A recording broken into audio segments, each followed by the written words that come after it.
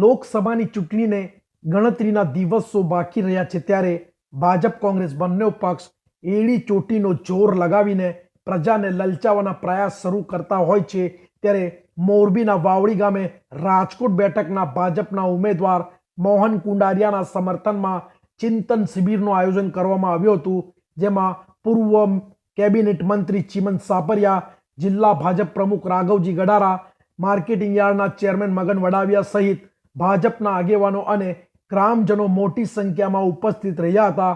ચિંતન શિબિર દરમિયાન કોંગ્રેસ અને પાસના કાર્યકરો ભાજપમાં જોડાયા હતા.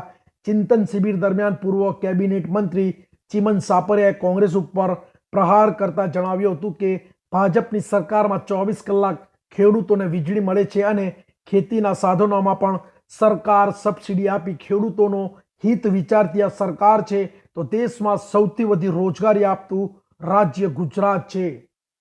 ખાસ કરીને વાવડી હોય કે અન્ય ગામમાં જે લોકો કોંગ્રેસ સાથે કામ કરતા હતા એ લોકો આજ ભારતીય જનતા પાર્ટીમાં મોટી માત્રામાં જોડાણા છે અને ખાસ કરીને જે પાસની ટીમના કાર્યકર્તાઓ હતા એને પણ આ જાહેરાત કરી છે સુભાષભાઈની આગેવાની નીચે કે ત્રણેય તાલુકાના પાસના કાર્યકર્તાઓ પણ આવતીકાલે સાહેબની જાહેર સભામાં જોડાવાના છે.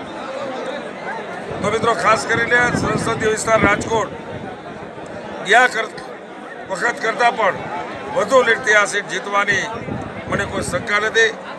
જ્યારે કાર્યકર્તા પોતાનો પરસીનો પાડી રહ્યા હોય, રાજકોટમાં તમે બધાએ જોયું 10 દિવસ લગી જે મારી પદયાત્રા ચાલી 43 ડિગ્રી તાપમાં કાર્યકર્તાઓ પરસે રેપઝેપ થઈ જતા હતા. 26 બેઠકો મળશે એટલા માટે કે 2014ની અંદર દેશની પ્રજાએ 282 સીટ સાથે નરેન્દ્રભાઈને દેશના વડાપ્રધાન તરીકેની જવાબદારી સોંપી. ત્યારે ગુજરાતની અંદર નરેન્દ્રભાઈએ કામ કરેલું હતું અને બીજા રાજ્યોની અંદર નરેન્દ્રભાઈએ કામ કરેલું ન હતું.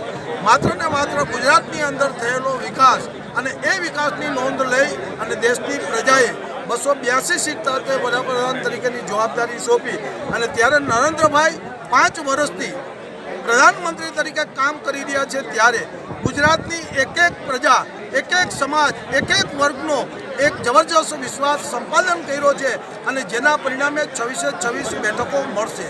આજે બગસરા જિલ્લા પંચાયત સીટની અંદર આપણે પણ જોયું કે 23 ગામમાંથી આવેલા એક કાર્યકર્તાએ મોહનભાઈ કુંડારિયાને સમર્થન આપવા માટે હાજરી આપી. એટલું જ નહીં, અનેક લોકો કોંગ્રેસ પાર્ટી છોડી અને ભારતીય જનતા પાર્ટીમાં નરેન્દ્રભાઈએ કરેલા વિકાસને ધ્યાનમાં રાખી અને પ્રવેશ મેળવ્યો છે એ પણ આપણે સૌએ જોયું.